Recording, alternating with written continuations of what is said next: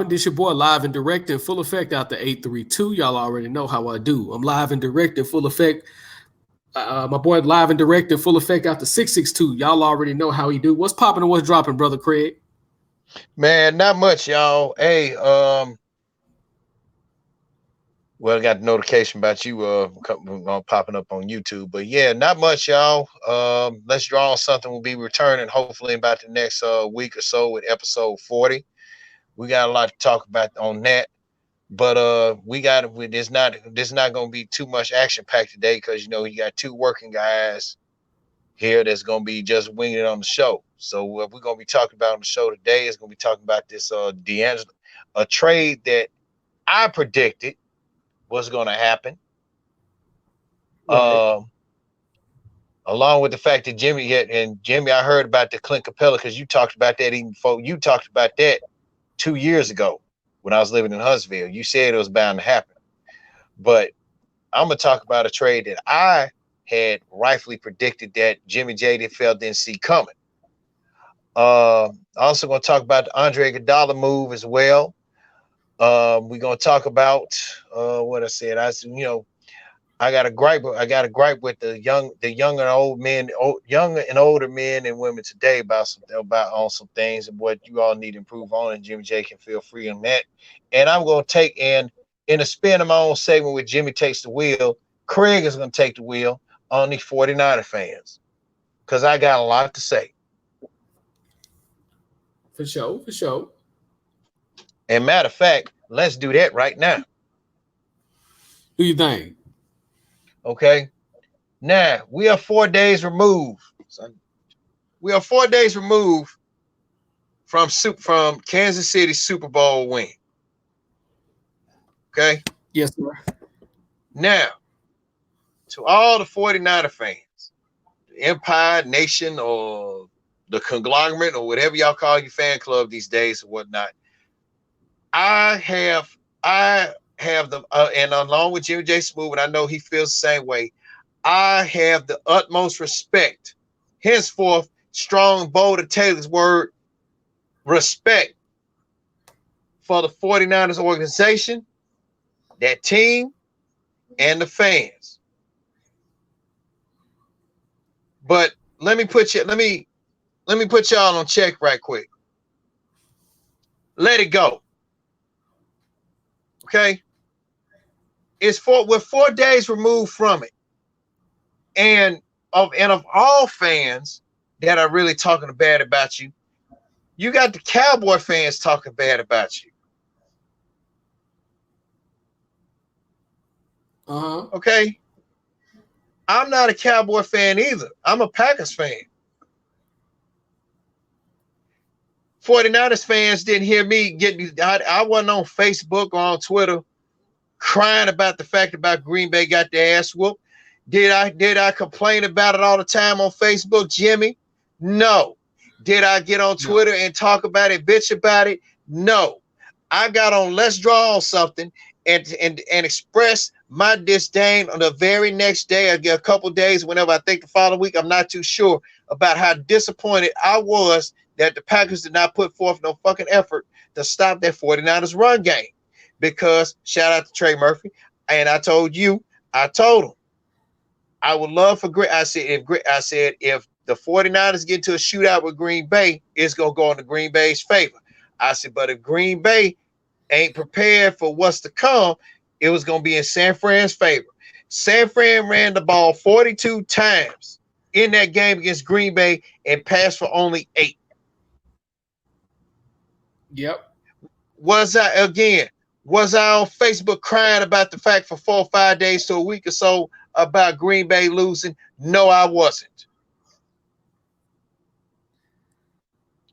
If you're a fan, if you're 49ers fans, and I know there's some real fans out there, if you're a real fan, you don't cry about it. You take the L, keep on moving, and look forward to the next season. If you're an actual real fan, you just shut your damn mouth and just let it go. I'm not singling nobody out in particular, but yeah, the bottom line is this. It was some controversy in there. Conspiracy threads all of a sudden just start being pissed out. Webs just start being pissed out of somebody's ass or whatnot. But I ain't got time to hear that. The bottom line is this, and the main reason why the 49ers lost that game is because of Kyle Shanahan. Because of Kyle Shanahan. Why would you deviate? Why would you, why would you deviate from the game plan of running the ball and coming up with some exotic schemes to confuse defenses to all of a sudden go passing? Now, I will admit, Kansas City and San Fran, that could have been anybody's ball game. But let's be fair, Jimmy. Let's be fair. Kansas City would have been the two-time Super Bowl champions. Because we all know Kansas City was supposed to be going last year. But instead, we got treated to that little shit show, that shit Super Bowl last year between the Patriots and the Rams. The ball quote from my mom's, it was. Yep.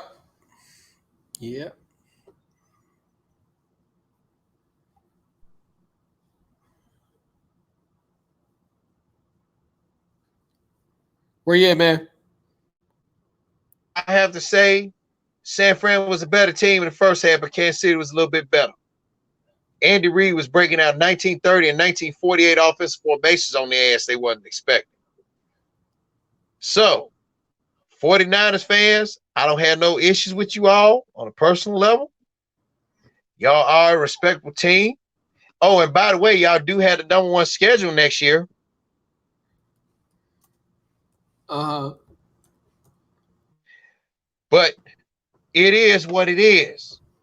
Buck up, and the quote one of Oak Haven's finest. Shout out to my girl Erica Brooks. What's up, E Bizzle? Buck up, Chuck. Shit. Yes. The Super Bowl over. The dead horse is dead. Let it rest. Let it go. Shit. And you don't see y'all, like I said, y'all don't hear me crying about the Packers when the Packers got their ass whooped with the 49ers. I shut up about it and kept moving. Oh, they got their ass whooped. Oh, okay. And kept it moving. Yeah, man. Shit. Your thoughts on that, man? Yeah, 49er fans, man, they need to sit their ass down. I mean, I saw the L coming because I told people at work, I don't know if I told anybody publicly, but I told that Mahomes was going to win this Super Bowl. And he should have won the one last year. He was going to win that last year for sure. But this year, the defense was better. Kansas City defense was a lot better. They were number 9 in the defensive rankings and like 26 run defense. 26, ninth total, 26 against the run, which they need to improve on. They need to get them some beef on that line, and they were 7th against the pass. So, but here's the crazy thing. Most of those, the reason why they was ranked number 26 is mainly because of that Indianapolis Colts game where Butter Biscuit Brissett, he ran for 100 yards on them, and then the running back ran for like 200 yards. Most of those yards was given up early in the year, so that stat is very deceptive because toward the end of the year they became better against the run. I say probably like the last 6 games of the season, they started clamping down on defense in terms of the running game.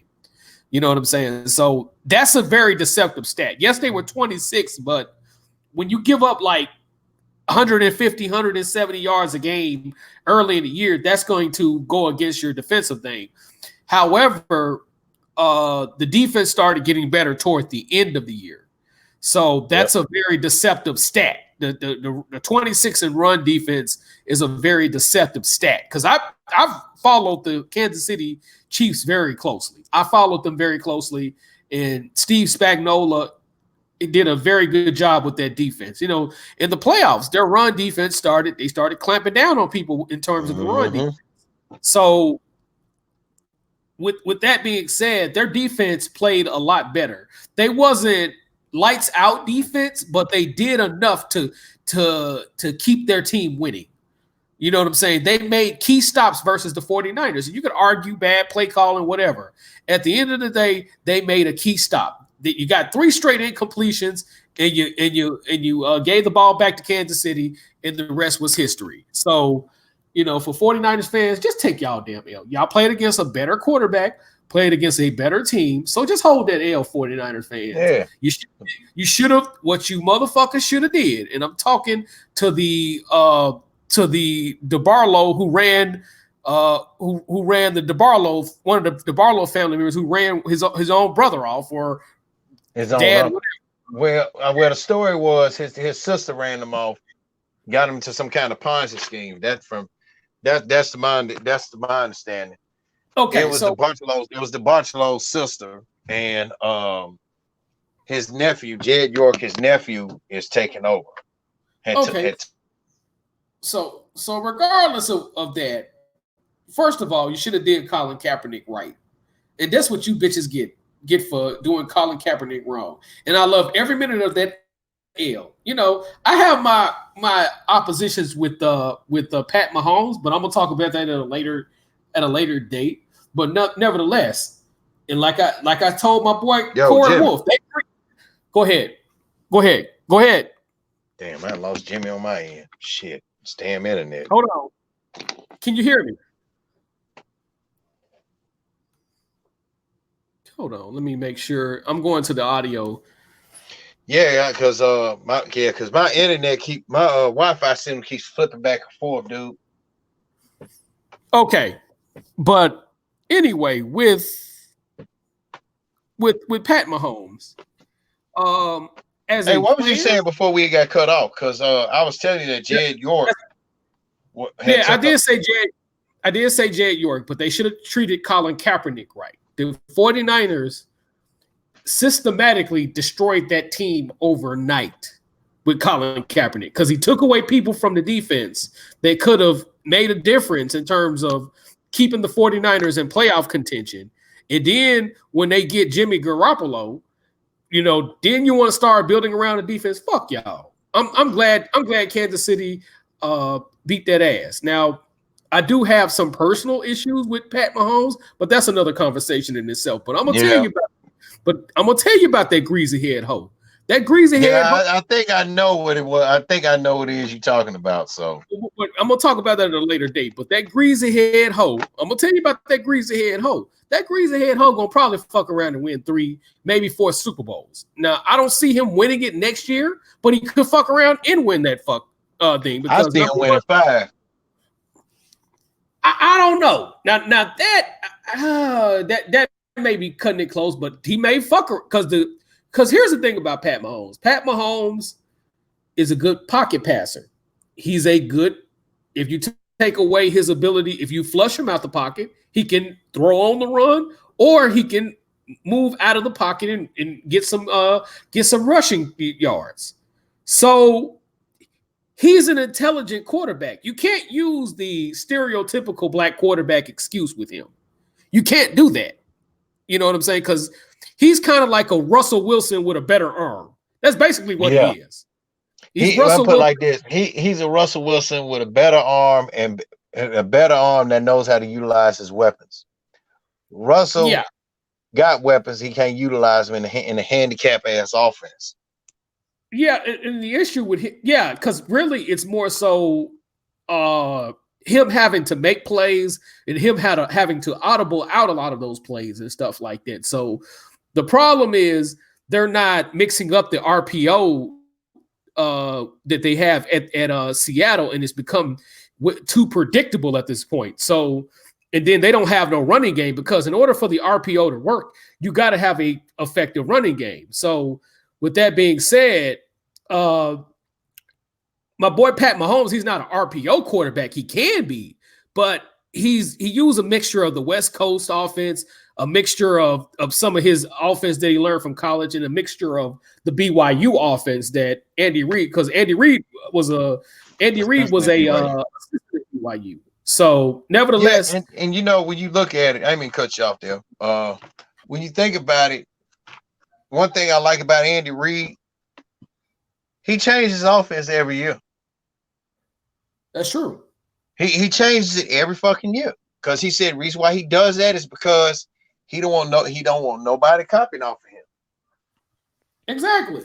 I like it because like when he was in Philadelphia, this man was changing, and really the best staff he had in Philadelphia was him, Marty Morningway's offensive coordinator, and the late God rest his soul, Jim Johnson, that ran one of his versions of a 4-3, 4-6 defense ever.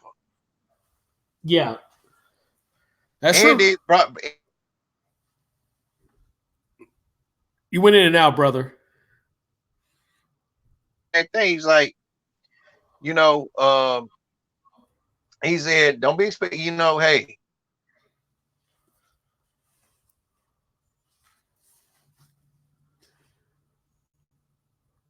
At times, you know, Andy did make us mad on some play calling.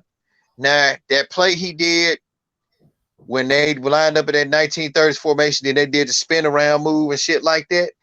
And I put on Twitter, I said, yeah, every coach's named mama gonna be learning this play now. Oh yeah. So Andy has some new tricks every year, man.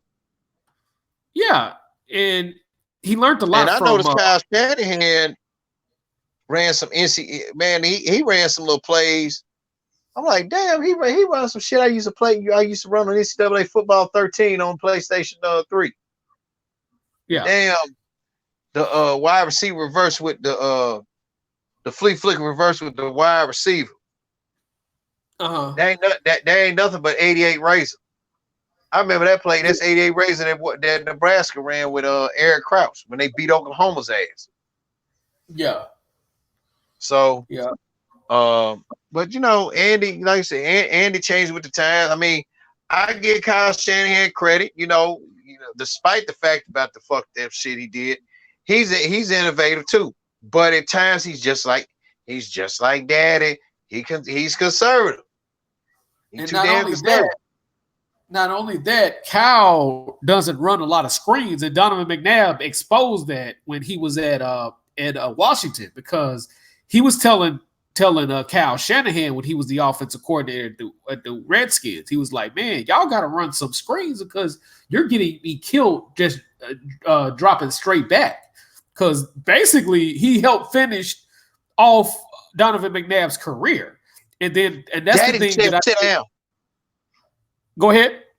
Daddy said sit down. Yeah.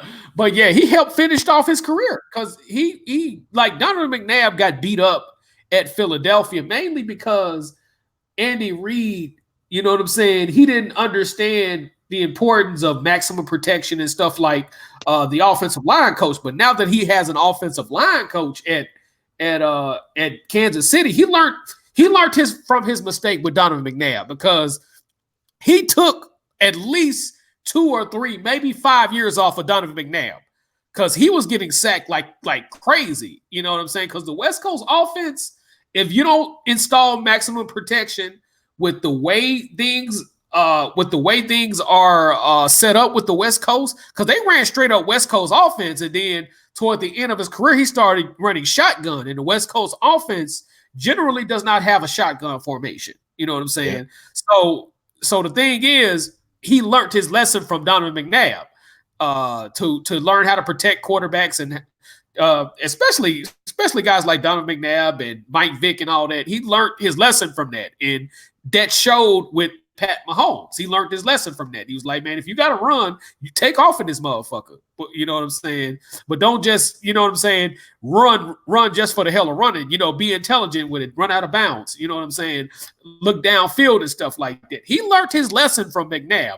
And I have to give Andy Reid all the credit in the world for learning his lesson, because a lot of coaches don't learn a lesson at all. You know what I'm saying? So again, had he not took years off that dude's career, McNabb would have had a Super Bowl, and along with T.O. not leaving too, because I will admit T.O. did fuck that up. You know what I'm saying? We can argue about Donovan McNabb's faults, but you put a issue that was private, you made an issue that was supposed to be private public. That was my issue with T.O. You know what I'm saying? Throughout the course of his career. You know what I'm saying? Now I'll give him the benefit of the doubt for sticking up for Michael Vick, because he was one of the few players that stuck up for Michael Vick. He's like, hey, man, y'all need to, you know what I'm saying, stop ridiculing this guy. He's served his time. Let it go. And, not too far after that, Tony Dungy, along with T.O., helped Michael Vick get back in the league. So, but I'm glad for Andy Reid. If Andy Reid coaching expertise in him, he's 61 years old, so I can see him coaching another shit.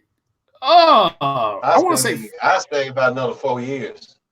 Yeah, 5 to 6. He probably hang it up and give the job to either Eric Bieniemy or somebody.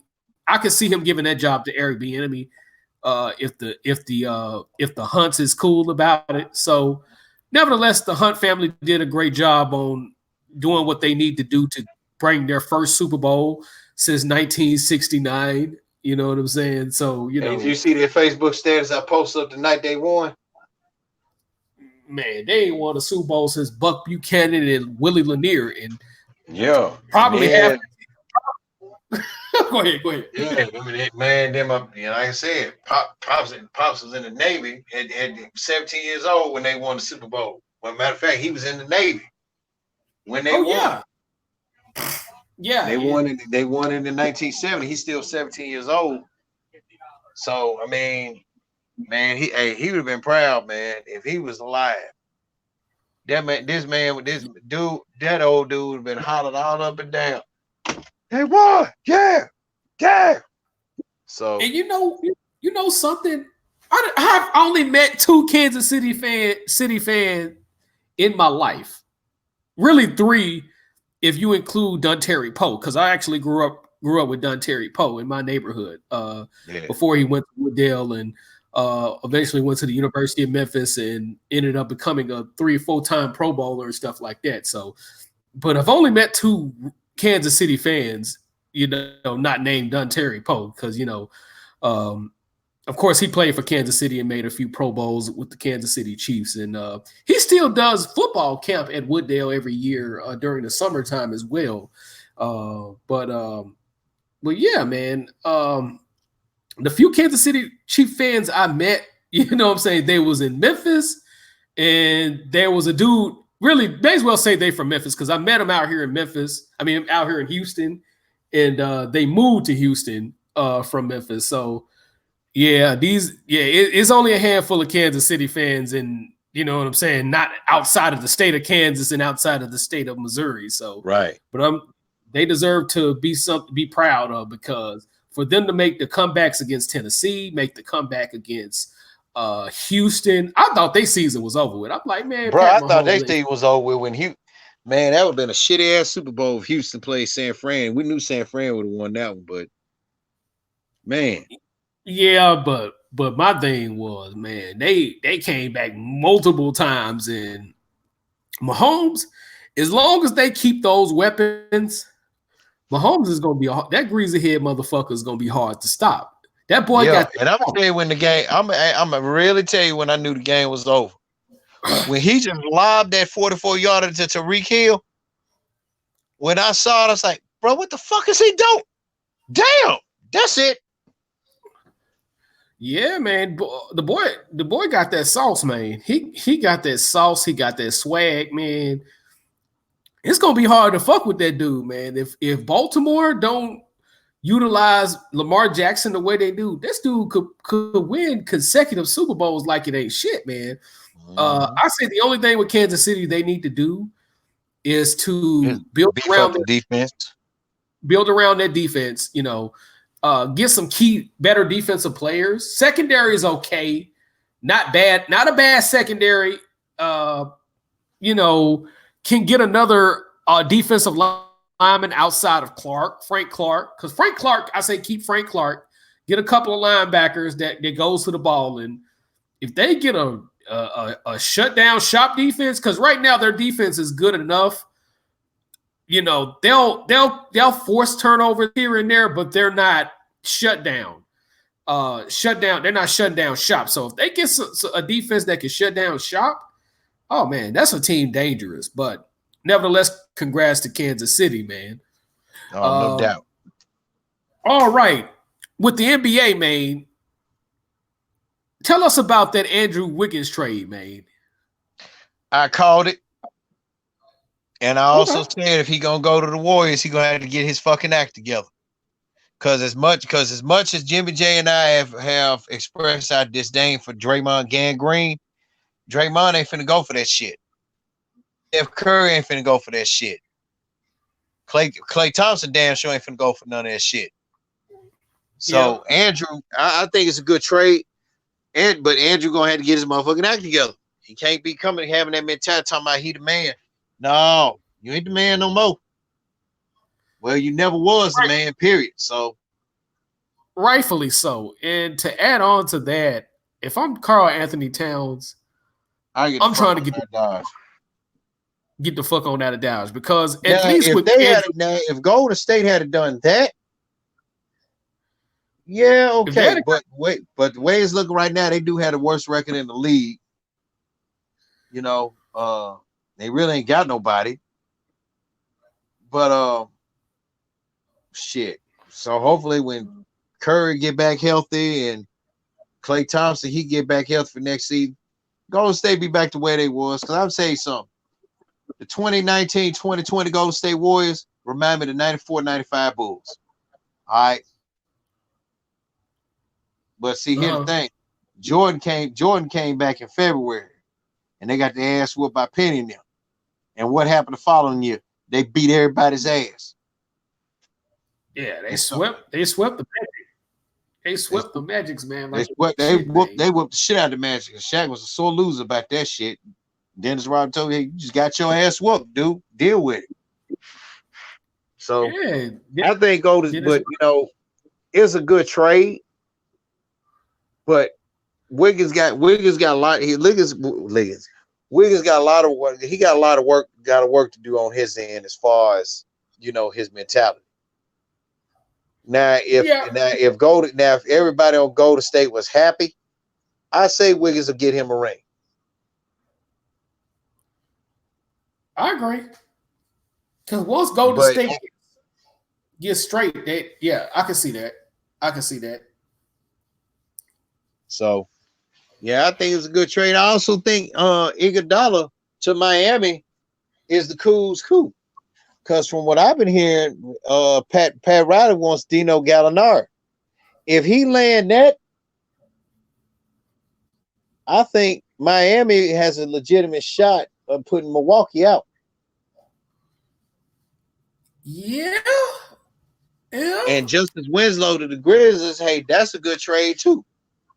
Yeah, because Justice Winslow, he's not a world beater, but he gives you good minutes. And he gives, so you can either put him in the starting lineup or use him off the bench. I use him. He'll do some good. Yeah, and he actually grew up not too far down the road from where I actually currently stay now. So, you know, Winslow, he's the truth, because I remember when Duke played that Elite Eight game in Houston. This was the year before the Final Four was in Houston.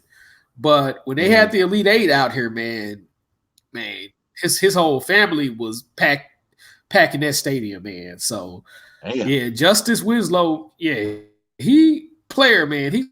He's got a bright future with the Grizzlies. So they may need to get a few other guys. That one guy,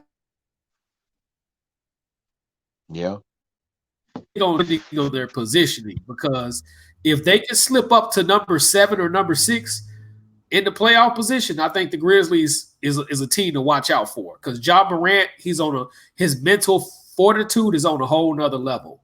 Jaren Jackson Jr., his mental fortitude is on a whole nother level. And what I am surprised with is John Morant has learned how to stop committing stupid ass turnovers. Because in college, that was his weakness. His passing was one of his greatest strengths and weakness. This was crazy. Yeah, because he averaged 20 plus points and 10 assists. And he's doing something similar right now in the NBA. So I like his mentality. You know, I don't know who's the coach of the Grizzlies now, but whoever's working with that dude, they get my hats off for that, bro. Because that dude was, you know, his passes, either it's going to be a highlight reel pass or it's going to be a turnover and a highlight reel for the other team. So I respect whoever changed this game, but he's the truth. And you could argue he's the rookie of the year. You know, people are going to try to give it to Zion, which but he's been out too long. I agree with Max Kellerman. He's been out too long, but I think they're going to give it to Zion, which I wouldn't be mad, but, you know, he's been out too long, man. Half the season has came through, but, you know, hopefully they get it to my boy Ja Morant. So we'll see what's up with the Grizzlies right now, man. So I'm going to keep a close eye on the Grizzlies, man. So nevertheless. But another trade I said that was going to happen. I said this all the way back. Clint Capella. I saw that coming about way. You did. That dude played like garbage in the playoffs. And he's been hit or miss this year. But in his defense, it's a lot of ball hogging between Rest Haven and Harden. He Rest Haven for hoes. Yeah. For L's. I seen that coming. Now, let me make this clear. I don't disagree with them trading Capella. But what they got out the deal for Capella, I am totally against. They turned in a possible. They turned a possible. Then they Hilario. I mean that beefs up Atlanta's front court a little bit better, but you sacrifice your front court for offense. They turned a possible what was supposed to be a good trade into a bad trade. Because Capella can get you 15, 17, 18 a night. You know, I see right activity, wrong way of doing the activity. Mm-hmm. If that makes sense. Right activity, wrong way of doing the activity. So I have to face palm that trade, because if you was gonna trade Capella, you need to get you another big man. That was the issue there. I don't knock you. I'm not in disagreement with them trading Capella. The way he was traded was the wrong thing to do, because basically you got an undersized lineup, and if you go against the Lakers for a 4-game, 7-game series, you're finna get swept. There's no way. You're gonna get in foul. You're gonna be getting in foul trouble trying to guard Davis and Howard. And that Rose. Yeah, you're gonna get murdered in the post. So it's curtains for the Rockets at this point. I mean, I don't know what Fertitta is doing, but I think, and I'm gonna tell you right now, I can see them making a trade for Russell Westbrook. What's popping and what's dropping, Marcus Johnson, man? Much respect to you. Yeah, but I can see them trading Russell Westbrook. Mm-hmm. If they keep him, they're gonna have to get a big man, and I can see them dealing Eric Gordon out of Houston. I can see that. So I don't think the trades are over with, but watch the offseason. That's all I'm gonna tell y'all. Watch the offseason. Just watch the offseason, and you know, if you gonna replace Chris Paul, because apparently, even though I mentioned and I said Chris Paul should be traded, it's looking like that was a bad idea for them, because at least Marcus Johnson said Daryl Morey is gone after this move. Nah, He should be gone, but it ain't gonna but happen. yeah, hypothetically, he should be gone. But here's the thing: Fertitta is doing all of this. Fertitta's making all these moves, and Fertitta's a gambler. We got to put that in context. Fertitta's a gambler, but sometimes, with gambling, you run out of luck. So, with that being said, they should have made a better move when they traded for Chris Paul. Yep. I think with them trading Chris Paul, that was a bad move because look at where Houston was last year and look at where they are this year.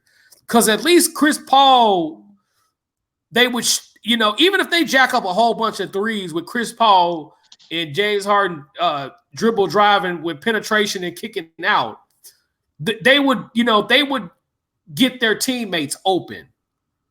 But the problem is you're not seeing that. You got sloppy play. You got players on the Rockets playing no defense whatsoever. So that's a major problem right there. Yeah. Paul is getting old, but he's still efficient. Yep. And if they were going to trade for him, I would have said trade him for Trae Young or somebody. Make a 5-player trade and get Trae Young or something. That would have made more sense than getting Russell Westbrook, who has a history, locker room, becoming a locker room liability for the most part. So that, right trade, wrong way of doing it also. Both of those trades were not the best. If you're going to trade a guy as valuable as Chris Paul and Capella, you need to do it the right way or don't do it at all. That's the best. That's my best way of putting it right there. So yeah. Now I'm looking at these comments. Zico's the Red Phoenix. He said, "Yes, you did, Craig. Ha ha ha." And then you said, "LOL, you ain't shit, Zeke." I'm trying to figure out what he said. What I did. Yes, I did on what about me? About the fact when I was crying about Green Bay losing, which I wasn't, or about this trade that I said was gonna happen. I don't know. No, what he was saying, you're right about the 49ers. That's what he was saying. Because this was beginning of the show. No, he said, "Yes, you did, Craig." He did the laugh. He did the laugh. Yeah, he did the laugh because he was right about the 49ers. Because he does follow your show and stuff like that. So okay, but yeah, I was just telling the truth about it, man. I love respect for 49ers fan base, but go ahead and get hell. 49ers fans is 4 days old. The horse is dead. Stop holding the dead horse's nuts on this issue about this loss. So, yeah. Now we're gonna get on the National Signing Day, Georgia. Depending on what website you're looking at for the second straight year or the third straight year, depending on what website you're looking on. If you're looking at ESPN, had the number 1 recruiting class. Now, Alabama with ESPN, I think they were number 1 with Alabama was number 1 last year. But for, depending on what website you're on, they're the number 1 recruiting class. Clemson surprised everybody with number 2. They're normally in the top 10, but they're not this high in the top 10. Alabama, number 3. Let's scroll down. LSU's number 4, which not a surprise. National champions. Not a surprise at all. They did the damn thing. Ohio State number 5, A&M number 6, which A&M is typically there. Yeah, A&M is typically up there in recruiting. It just does not translate to wins for them. Tennessee's surprised everybody with number 7. You know what I'm saying? They gotta live up to that shit. They definitely better live up to it. And the crazy thing is they only had 1 5-star recruit out of everybody in the top 10, but they had 13 4-star recruits, which enabled them to be over Florida. Florida, you know what I'm saying, number 8, Oregon, number 9. Rounding out the top 20, Auburn, Michigan, Miami came through. Doing a good job. Shout out to them. Texas, Penn State. Penn State is usually up there anyway. OU, no surprise there. North Carolina. Now that's a surprise. Nebraska's doing their thing recruiting. Washington is number 18. Coach Lake's first year, he gets some decent recruiting. Number 19 is Florida State. Mhm. No surprise there. I was expecting him to stay at 17, but he kind of dropped, because Nebraska started going back to Texas, and Washington, of course, they got that little threshold between California, so they're going to be more of an advantage than Florida State. And then it's my boy Norvell's first year at Florida State, so no shock there. Now here's some of the surprises here. Kentucky is at number 20. Yeah, that's the surprise there. That's a surprise. 21 Notre Dame. That's another surprise because usually Notre Dame is top 30-ish. Every once in a while, Notre Dame will be in the top 15, top 10. But with Notre Dame is a private institution, has a 16% acceptance rate. So that is a little surprise right there, especially with everybody being able to out-recruit Notre Dame. So I say expect great things from Brian Kelly now that he's able to get some of those kids to commit in a big school. South Carolina kind of dropped with at number 22, but not bad. SEC is always going to be up there in the top 20, top 30. Now this is what shocked me. Stanford is number 23. For him to recruit that high, usually Stanford is like 40-ish, 50-ish. For him to be even in the top 30, my hat's off to David Shaw. Hell yeah. Yeah, he had one bad season this year, but I think they're going to bounce back. They're going to bounce back because he's, number one, he's able to recruit. Number two, Stanford has the lowest acceptance rate of any school in the country. You have to go to your congressman, have a businessman some type of businessman to give you an acceptance letter. It's harder to get in Stanford than it is any Ivy League school in the country. Stanford for the last 15 years has been the hardest school in the country to get into. And for him to be number 23 in recruiting, that says a lot. Mm-hmm. That says a lot. You have to be recruiting your ass off. It's easy for, Clemson's, because they're Clemson's, LSU, Alabama, mainly because they're public schools. Now, with Saban goes all out. He invites, he goes to have dinner with his recruits. So that becomes more of an emotional connection, or he'll invite his recruits to dinner and stuff like that. He builds out of everybody. I have my criticisms of Saban, and I call him Nick Saberhole because he so did flap them cakes for Auburn this year. But outside of that motherfucker he can recruit. And also, Kirby Smart has taken the expertise of Nick Saban and put it over in Georgia. But with David Shaw to go have a private institution, that says enough. That says a lot. And the lowest acceptance rate, you can get in Harvard, Princeton, Yale way before you can get in Stanford. You got a damn good chance of getting into that school. You got a better chance of getting into the Air Force Academy, the Army Academy, than going to Stanford. 23 says a lot. 23 in on Rivals. I can't do nothing but tip my hats off to him. Man, hey, agreed. Ain't got nothing else to say. Mississippi State is 26. Wisconsin did a little better job of recruiting, 27. West Virginia's at 28. But I wanted to point that out because I can't do nothing but respect David Shaw for doing the damn thing, man.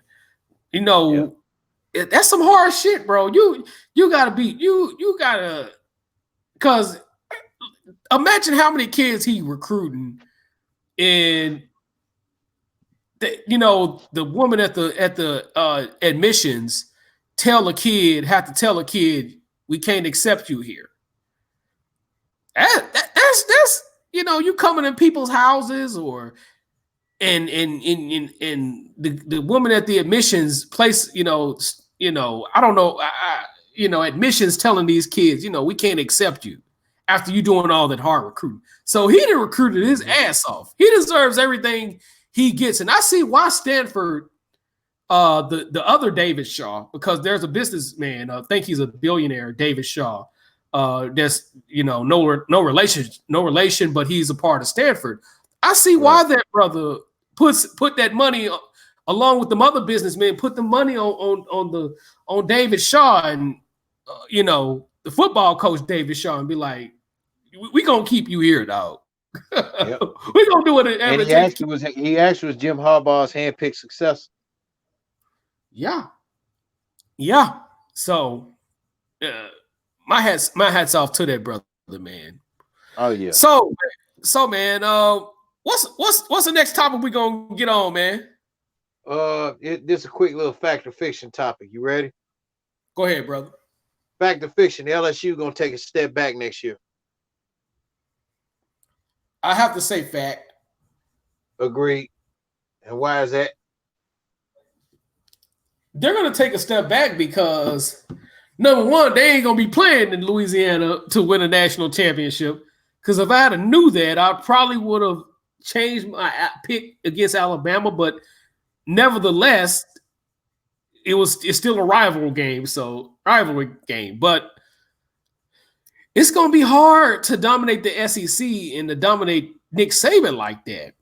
I mean, he's gonna have to bring it, and he's gonna have to. His staff is gone, so that's first and foremost. His staff is gone. Yep. And right now he's going to be. He got Bo Pelini right now as the defensive coordinator. That's going to help, but against Alabama, that's not going to do anything. So I think the biggest issue for Ed Orgeron, because I can't call him Orgeron right now that he won a national title. And granted, I didn't know he went to LSU. Now, he did go to Northwest State his senior year, but he actually went to LSU. I didn't know that. I didn't know he was an alumni. I wasn't even aware of that. I know he was from Louisiana, but I wasn't aware that he was an alum. So I can kind of see why he was successful, along with LSU being relatively an easy place to recruit at, because you got both sides of the Gulf Coast to recruit at, so that's not going to be too difficult, but it's going to be hard, bro. Mm-hmm. If he repeats as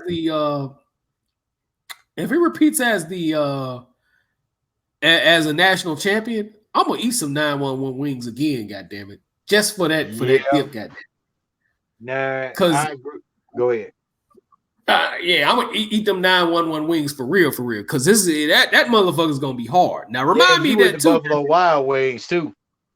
You had got the one with the sauce separately, but see, it's still gonna burn his ass up.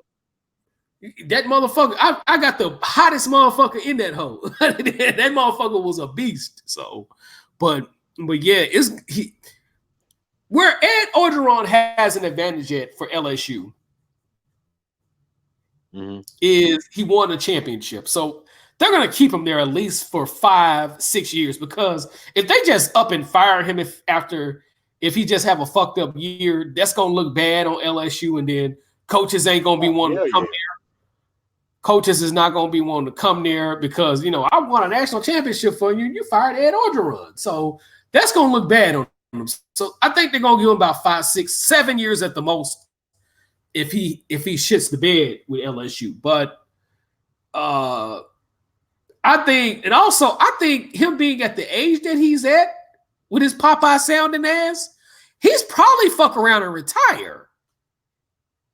Yeah. So with Ed Orgeron being at LSU, won championships at USC and a couple of other spots, this is a perfect place for Ed Orgeron, mainly because he's a Louisiana dude. And how do I know? Billboards all over the place. And, he said he was born and raised in Louisiana. Yeah, and sound like a dude from Louisiana. Sound like he one of them Cajun. Wait, no Jimmy Hook. But Jimmy, you know you gotta eat them 9/11 wings when I win the national title. Cause I'm gonna be doing some recruiting. Cause Jimmy, I'm gonna be doing a whole lot of recruiting and everything else. You along Marcus Johnson and what's the name? Let me see. What's the name? He goes to Red Phoenix. I'm gonna be doing some recruiting. So if I do win that title, Jimmy, I'm gonna be doing some recruiting to recruiting you to eat them 9/11 wings, Jimmy.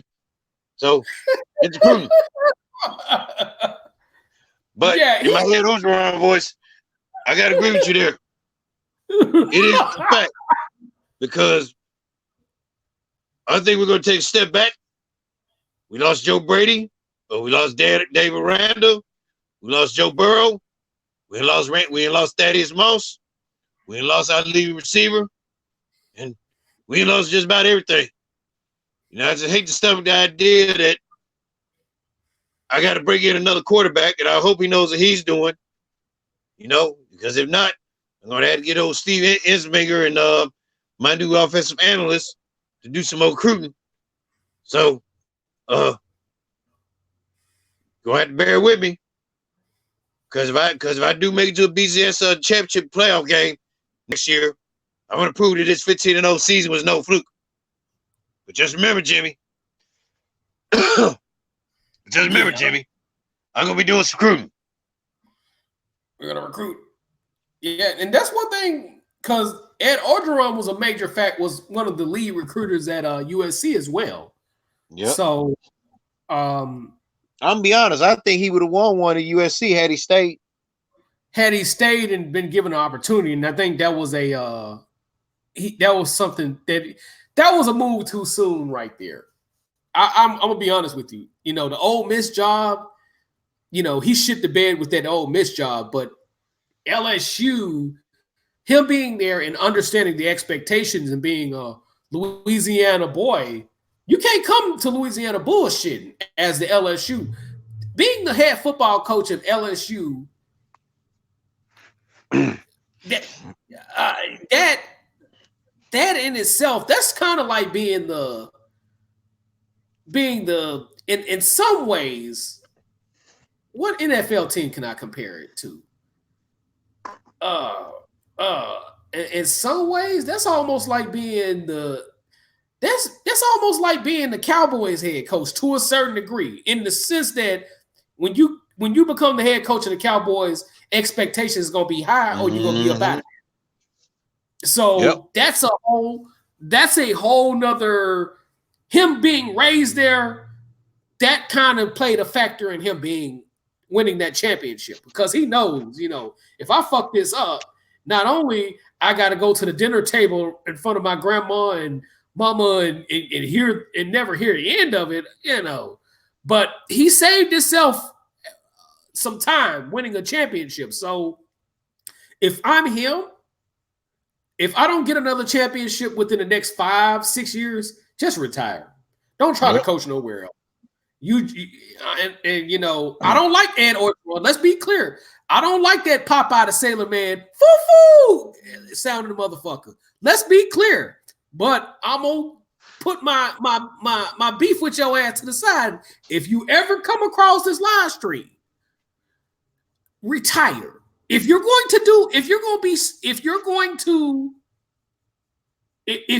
not gonna stay at LSU for the rest of your career, retire. Just retire.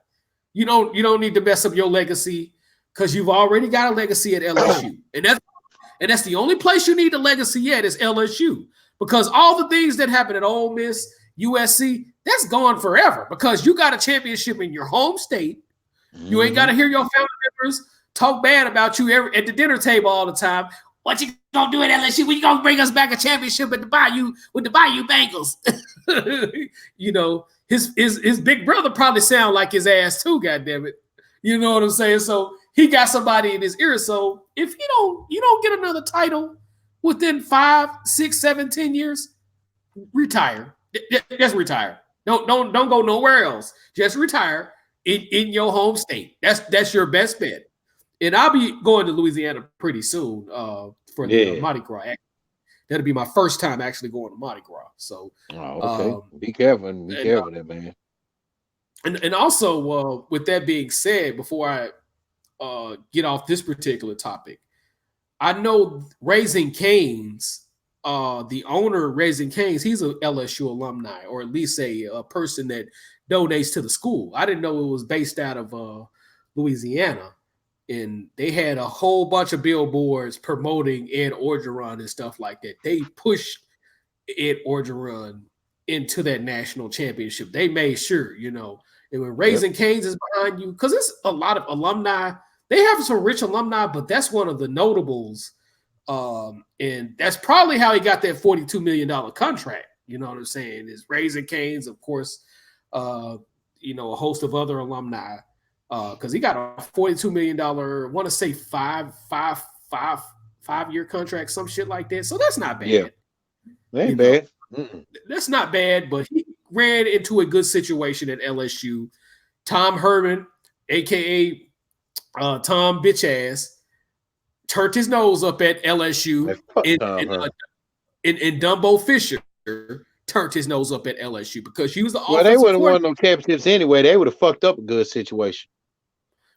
I don't know about that. I'm gonna just be honest with you, because Jimbo Fisher won 2 titles as the offensive coordinator, because he was the offensive coordinator under Les Miles, and he was the offensive coordinator under Nick Saban. Under Nick Saban. He won those 2 championships, and that's when Les Miles started becoming a liability, is when Jimbo Fisher left. And Jimbo Fisher was a hell of an offensive coordinator at Oklahoma State. It's just when you mean Jimbo, Les Miles was a good offensive coordinator. He was a hell of an offensive coordinator. I always wonder why this bitch was so goddamn conservative and had bullshit play calling the way he did. I mean, damn. I'm like, I always think about this shit, but nevertheless, everybody turned their noses up at LSU except Ed Orgeron. And Ed Orgeron's like, hey, if I'm going to go anywhere, I'm going to go back home. And, he knows the expectations there. So we'll see what's going to happen, because it looks like I pick Alabama to go all the way. So, but again, to answer the question, they probably going to fall off this year, man, more than likely. But if they don't, I'm going to eat some 911 buffalo wings. So, yeah. Agreed. All right, man. I'm gonna close this show out on this one here. Jimmy, what have I gone on record and told you what I can't stand?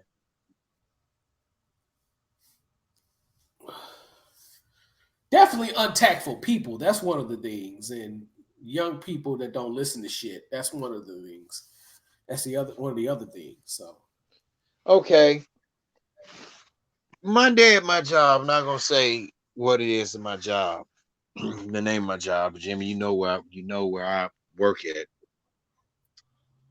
I got a co-worker now, 2 co-workers. One's a female, she the same age as me, okay, and the other dude, he 21 years old. All right, so you couldn't help but to hear. Now you couldn't help but to hear this young dude ask this woman a question. Talking about some. You got and then he could whisper, "You got somebody staying with you?" And she told him, "No, why? What's up?" Talking about, I'm trying to see what's up and everything. So she tells him, "No, I'm good." Okay. Then fast forward later on to the day. All right. He fucks with her again.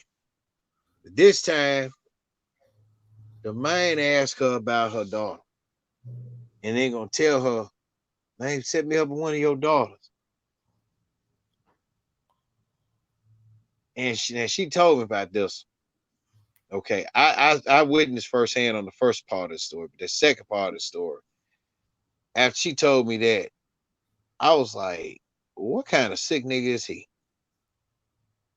Which leads me into this, fellas. Let me tell you something.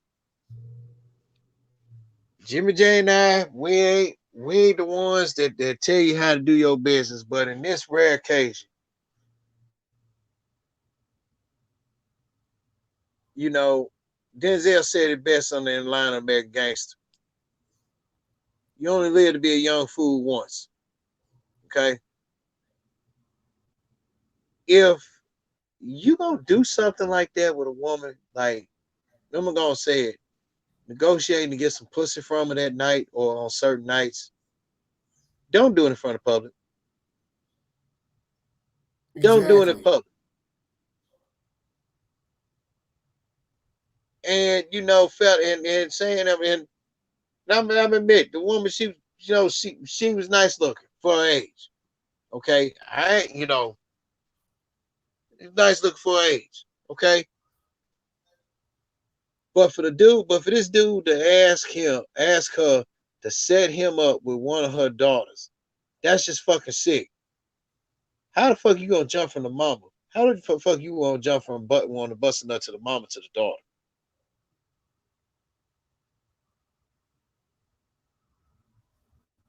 This was a young dude or a This is a older. young dude. Young dude. He 21 years old. Young dude. Man, whole idiot, man. Right? Y'all fucking sick. So, don't do no sick ass shit like that. If you look, guy, younger gentleman, if you gonna do something like that, this is what you supposed to say. Hey, let me holler at you. Hey, I gotta holler at you, right? I gotta holler at you by yourself when you get a chance. I gotta talk to you. Then you shoot your shot.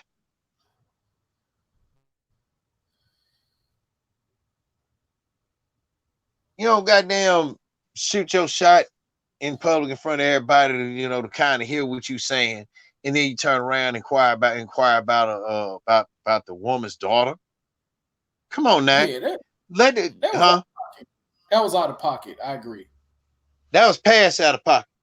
Now, I admit, Jimmy, I find myself to be I'm a nice, very attractive man for my age. Okay, Right. but if if a female her age came to me like that, and then gonna tell me, "Well, Craig, I heard you got some son. What's one of your fine sons?" My mind gonna be like, "Girl, no. After you want me to butt after you trying to get on the daddy, you want the daddy to bust a nut you. You want my son to bust a nut you too? No, no. You know,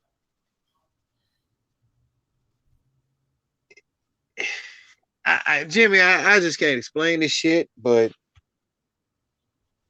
I don't know what's wrong with these young man. I don't know what's wrong with these young men today, man. Well, it's definitely no dads around, so it's definitely no dads around. So that's a major that's one of the major factors because when you don't have a male guidance around, women, because a lot of these women they can't teach a dude, how to be a man. Let's just keep this 1010. All right, let me cut y'all. Red Phoenix said these young dudes try too hard to be a G. Well, I'm glad you brought it up and make it so bad. Here, pretty boy calling himself trying to be a street nigga. That's for fact. You gotta be street smart. Now you gotta be one or the other. You can't be both. Say what now? Say that one more time. Okay, Zico's the Red Phoenix said these young dudes try too hard to be a G. Yeah. Okay, and dude I was talking about that I work with, he a street nigga and then he a pretty boy. So you gotta be one or the other, bro. You can't be both. Exactly. That doesn't add up. That doesn't Now, add if you up. was a street nigga, I'm just saying, by what I'm saying, if he was a street nigga, he wouldn't have did that in front of somebody. He would have pulled to you, like I said. That's the correct tactful way to do some shit. Hey, let me holler at you for a minute, so I got holler. Shit. If she say, yeah, come on, or whatever, but if she tell you got to drop off some bread, and if you want to hit, you got to pay some bills. Guess what? You gotta fucking pay where you lay, fellas. If you gonna negotiate with something, you gonna negotiate some shit like that. Yeah, man. Ladies, same fucking way. But I ain't saying y'all gonna have to pay. You gonna have to pay what the fuck. Well, most time y'all have a hard time doing that anyway, as is. But ladies, y'all be the same fucking way. Yeah. You know, I ain't saying you gotta pay where you lay, goddamn it, but you got basically you gotta do your part. He said they want to dominate everyone and tell their homies about it. Yeah, that's true. And then he said it's these street niggas. And then Red said, when I was 21, I never behaved that stupidity. I didn't either. Same here. I didn't either. And you want to know what the fucked up part about it is, Jimmy? Yeah. He 21 and got 4 fucking kids. Come on, man. Go figure. Definitely go figure. Go figure. So he's a professional baby daddy, and dudes like that. It is what it is. Let's just call it for what it is. He's a professional baby daddy and looking to knock up somebody else. So 21. Yeah, but you want to knock up the mama, and then you want to turn around and knock up the daughter. Nigga, what the fuck wrong with you? Yeah, 21 with 4 kids. I mean, unfortunately, that's not uncommon in Memphis because that's very common. Because I knew a guy that I played football and ran track against that had 4 kids before he graduated high school. Damn. So that's definitely not common. Yeah, I knew a guy. But even then, if you having 4 kids before the age of 25, you're fucking up, man. Unless you're in one of those countries to where like having kids is normal, or B, you have one of those families where you got to get married at a certain age, because if you go to certain third world countries, you know, that's normal. That, you know, there's an exceptions to that rule. There's exceptions to the rule, but in certain third world countries, people grow up faster. So that's a different avenue. But in the United States of America, in a Western nation where where everything is based on inflation, that's the stupidest shit you could ever do. In an inflation-based economy, in an inflation-based country, that's the stupidest shit you could ever do. Yep. And Zico said their egos depend on their ability to be rated highly for ignorance. True. I agree. Totally agree with that. I agree. You know, but and you know, that kind of make, you know, and then that little incident there, man, you know, that kind of pissed me off. And you know, it's just like, damn, what kind of, you know, you family bumping. Now, just imagine if he had knocked up the mama and turned around and knocked up the daughter. Let me get it right. Mama's baby would have been her daughter's sister, whereas the daughter's baby would have been a cousin. Then that'll make mama the grandma and whatnot. And the bar quote from Fred Sanford, that's just too damn much family to have up in the house like that. Agreed. You know, if y'all got my drift on that. So if he had a best friend, got lucky with the mom, knocked her up, then turned around, knocked up the daughter's mom. I mean, knocked up the daughter. Get my drift. Yeah, that's stupid. And that it's past. It's just not just stupid. It's just past fucking sick. You know, for a 20-year-old to be thinking, 21-year-old to be thinking some shit like that, man. And granted, you could definitely. And granted, he had to came up to my girl and said that shit. I would have knocked the old me would have knocked the shit out of his ass. But no, I would have talked to him. I told him, man, look, don't be coming up my girl with doing shit like that. Fuck wrong with you? Yeah, it's retarded. You have, the old me, I would beat the shit out of somebody. The older me now, it'd be one time when I tell you, and if you don't follow the directions that one time, yeah, I'm gonna whoop your ass. Yeah, Agreed. because I thought about it. I said, now what if that had been my girl here stepped up to and she had did some shit like that? First thing she told me, she said, boy, I'm old enough to be your mama.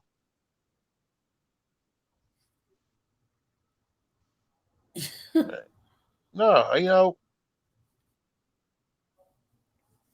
that's just some fucked up ass shit. And then young niggas is disrespectful these days, man. They don't fucking care. But when they get their ass beat, the first thing they want to do is run and get a fucking damn gun. It's just like what Zico said. They go depend on their ability to be rated highly for ignorance. Yeah, that's true. And speaking of women, Jimmy, you remember about my time in Huntsville? I'm not gonna say names. I ran into this person a couple weeks back. Okay. Now back then they looked good as fuck. Now them motherfuckers look like So, they just goddamn just fucking blew up. yeah. Them the ones that be talking about they want to get their kids on out the way and shit like that. And then you see them again. Them motherfuckers look so out of shape. They look wider. They look wider than all outside. But let me tell you, ladies, something. Young and old, especially you young y'all need to stop. Really, you young ones need to listen to this because this is more directed to the older ladies. Y'all ass need to act like y'all fucking old. Basically, act like a fucking woman.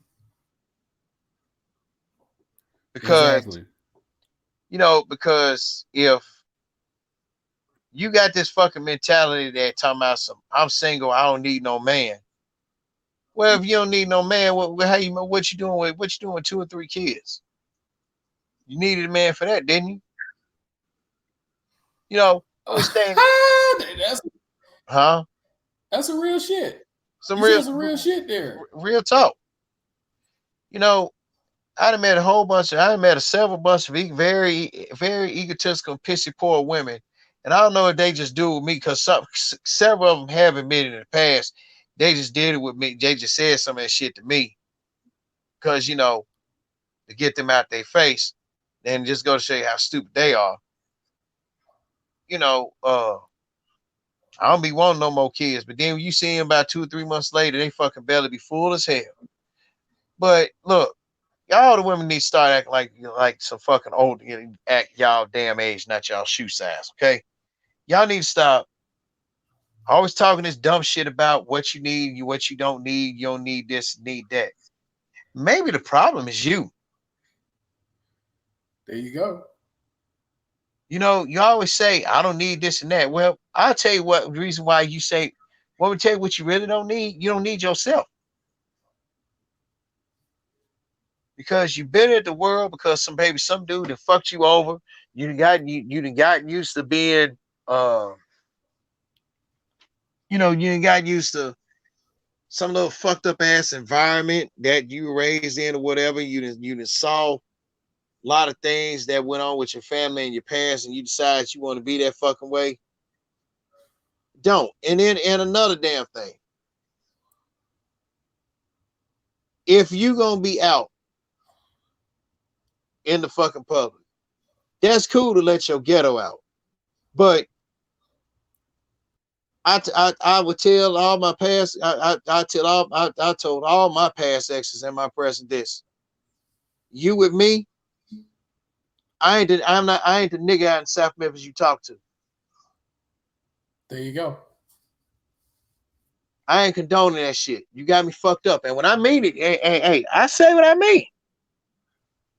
A lot of people, Jimmy, a lot of women I talk to, like you said, I have, I do have good taste in women.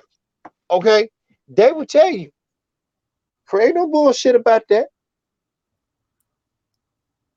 Talk to that man with respect. You come to him talking about Man, fuck you, man. Fuck you. Hold on. If you and your if you my age, if put like this, if you Jimmy's age and up, and let's say, for example, all right, Jimmy, you 35, you yeah, you 35, right? Correct. Okay, you 35. You start hollering at a woman that's like 42. She fine as fuck. Ain't got shit, ain't got no kids, ain't got nothing. But all of a sudden, she instead of her talking to you properly, you know, being on your level on a lot of shit, all of a sudden her brain decided to get fucking stupid and then she want to talk to you like you a fucking hood nigga. You gonna politely let her know where you coming from. Yeah. I would do that all the time. Look, hold on. You know, like I had one girl, I'm not gonna say her name, like she gonna talk to me like I'm from the hood, and I had to pull her and tell her, let me tell you something. I don't know who the fuck you talking to, or I don't know if your brain decided to get fucking stupid, decide to program yourself to act stupid with me, but I'm wrong. We ain't in the hood anymore. Exactly. I'm not one of these hood niggas that you can talk to like that. I'm me, and everybody can tell you, hey, you dealing with me. If I talk to you respect, I expect the same thing in return. I'm not your bruh. I ain't no fucking man. I ain't none of this shit. And if you older than me, and you know, if you're young, if you like I said, if you're a younger or older woman, you date me and you talk that fucking way, you better leave that shit where you got it from if you're gonna be out in public with me. I agree. Because I'm the kind of dude, I will leave your motherfucking ass in a heartbeat. I'll cut it off quick. You weren't raised that way, so you know, so all of a sudden, you know, ladies, don't the basic bottom line is, ladies, don't get stupid with your man, okay? If you weren't stupid before, you weren't acting stupid before. If he a good dude, you acting good to him, and he been acting good all of a sudden you decide you want to act stupid. Don't get stupid, because the minute you do that, you're gonna find yourself fucking by yourself.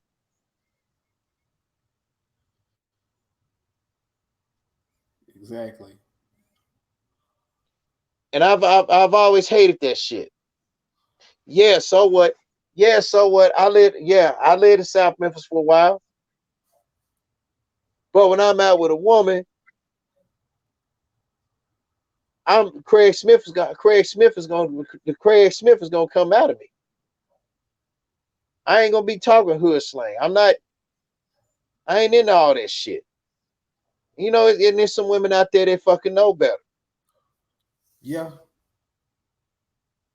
You know, if you want a product of that environment, then why all of a sudden you want to decide to become a product of that shit now? You fake. I agree. Totally. You fake as fuck. Totally agree. Totally agree. Hell, women up in Chicago, born on the west side, the north side, and the south side, got better fucking know how to fucking act out in public. Yeah, they hood, but they gonna have the respect. Like, and I've said it on Let's Draw something. They gonna have some decency and respect for their man when they out in public. Yeah. Young or old.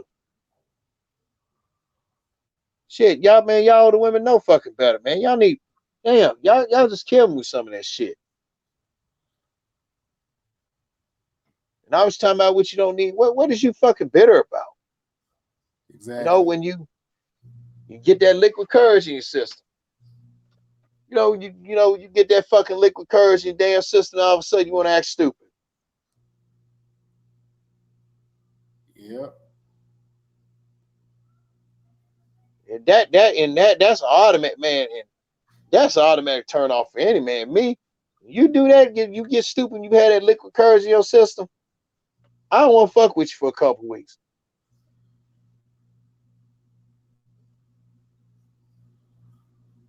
Yeah. You know, and y'all be the first ones wondering, well, why you ain't been calling me?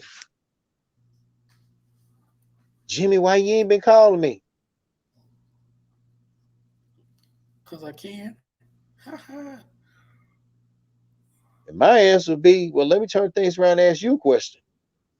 What do you think?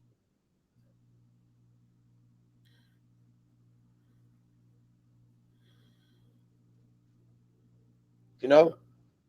And it's just some women out here, man, they still stuck in shout out to my guy Trey Murphy, because I remember he had said something about something along the lines of this, and didn't mean bring him in this discussion, but he was saying that women have always had, he said at one point, this was years ago, he said most of these older women now had this fucking mentality about whatever man they meet, it's a must they gotta take care of them. Why they don't do shit.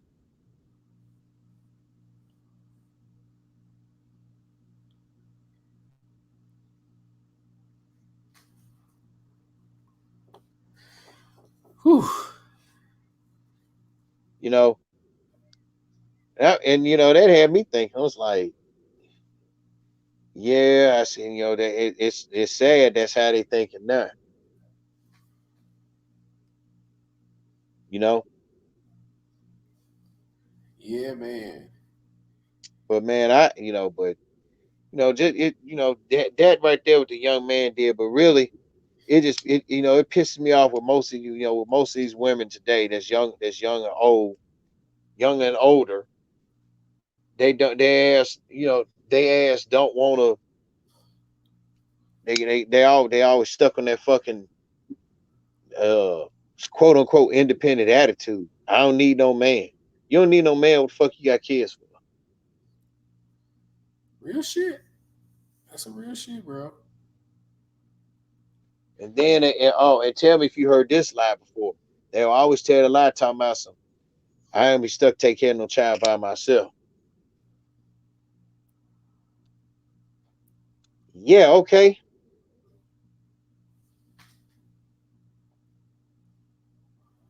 That ain't my fault because that's not. Hey, it's not my fault because you decide you want to act stupid.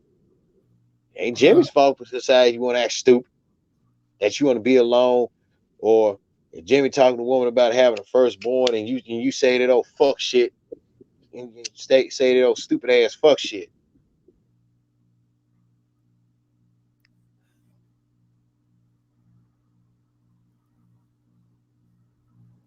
And really, and man, really, most of these older women today just need to fucking grow up.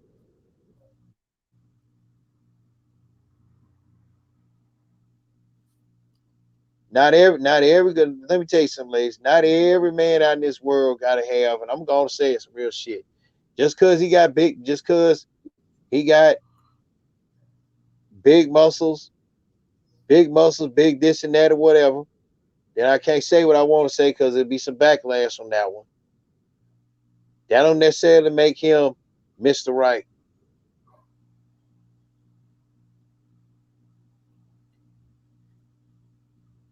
You know, or hey, he a generic nigga. Just some people say, like I had, hey, I had one woman knock me for saying to me, well, Craig, you stay with your mom, you ain't got your car. Well, okay. And I knew what I had to come back for to help out with mom. So once I get my car, I can go everywhere I goddamn want to, and then be finding me an apartment. That's gonna be the next one.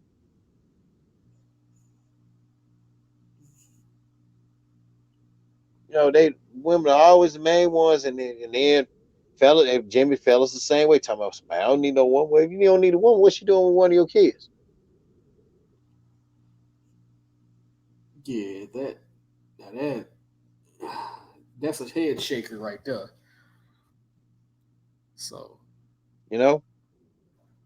But the bottom line is, man, older women need to grow up and just kind of, who cares if your man, uh, like for example, like to do podcasts, play PS4, uh, do comic books, like watching Marvel movies and stuff like that, and vice versa. Just because he does that doesn't mean he's a square person. You know, I was told one time I was square. I said, look, yeah, I'm square to you, but as long as I'm handling my business, you ain't got a reason to be saying shit. I agree. And you don't need to say shit. If you can't say nothing positive about me, don't say nothing at all. There you go. You know, if I go out my way to say good things about a woman, but I can't get that favor in return, what's the point? You know, they want to portray a phony, they want to portray some little phony, tough, punk ass, fake tough girl image that they don't have, just to push some old man away. That I would say that's simpy behavior. That's shitty behavior on your part, on their part. True. True. Women can be simps too. Yep. You know, I'm not bashing no women. Hell, I love women. Love black and white ones. I love, you know, I ain't got no love too much for an ultra fat girl, but you know, but I'm not bashing. It's just the fact, man. Hey, I'm just telling it like it is. You know, stop hollering about what the fuck y'all ass don't need, and you ain't gonna be doing this and doing that. Now, fuck that shit. Yeah. Stop saying what you don't need and just accept what and accept that you're wanted by somebody else.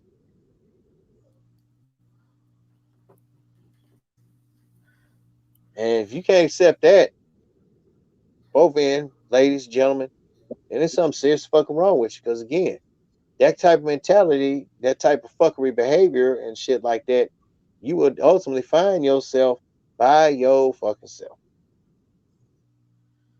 That's true. Yep. You got anything like that on that, man? Oh, nothing much, man. You took the words out of my mouth, brother. Real talk, man. You took all the words out of my mouth, brother. Shit. Hell, and the sad part about it is the younger girls that's 25 to 35 got better fucking sense than some of these older women.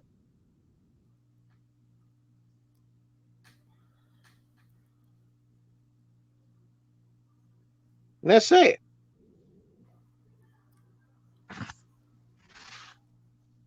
Yep. He said it was Jimmy's fault. You know, he be cracking jokes and shit. So it's all good. LOL. Yeah, but you know, I didn't say what I had to say about that. You know, just share, just you know, and part of it is just sharing some of my experience. As of late, not recently, but you know, as of late, like months ago. Yeah. You know, because Yes, you get sir. tired of shit. Something, you know, and women, if y'all, you know, if y'all supposed to be older women, y'all need to learn to be fucking honest too. Oh yeah. Stop being stupidly honest and just be straight up honest. Yeah. So, I mean, that's all I say on that regard there, man. Yeah.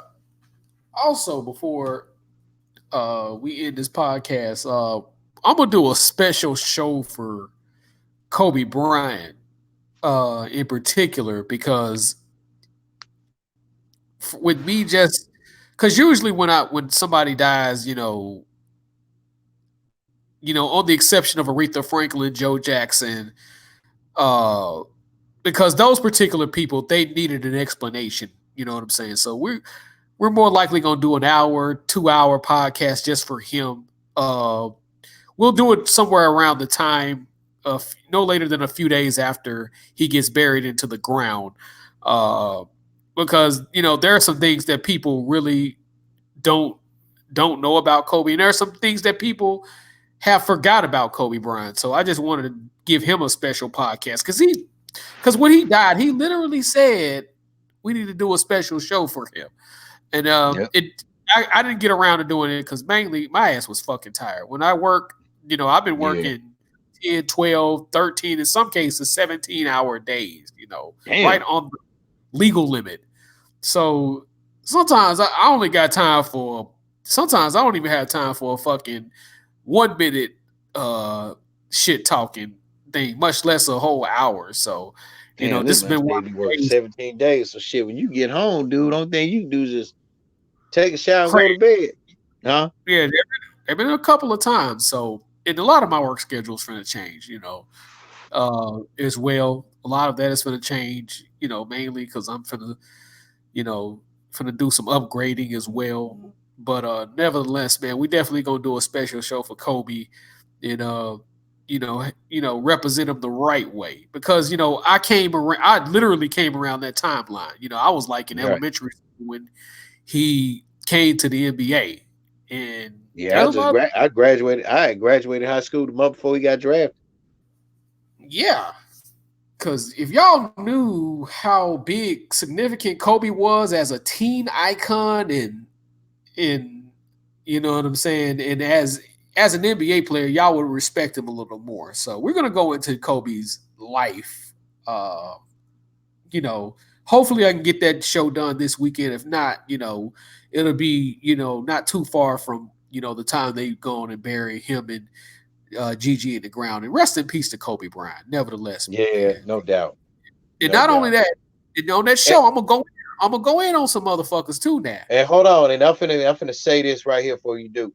Fuck you, Gail Kane. Go ahead. Yes, fuck your fucked up wig having ass too. I'm gonna go in on her again, but with that fucked up wig that you have, you and Okra, both of y'all can drink piss for life, until you drown. So, nevertheless, man, you got anything else before we get up out of here? No, man. Let's see. Red Phoenix said he's not lying, and then he said 17. Jeez.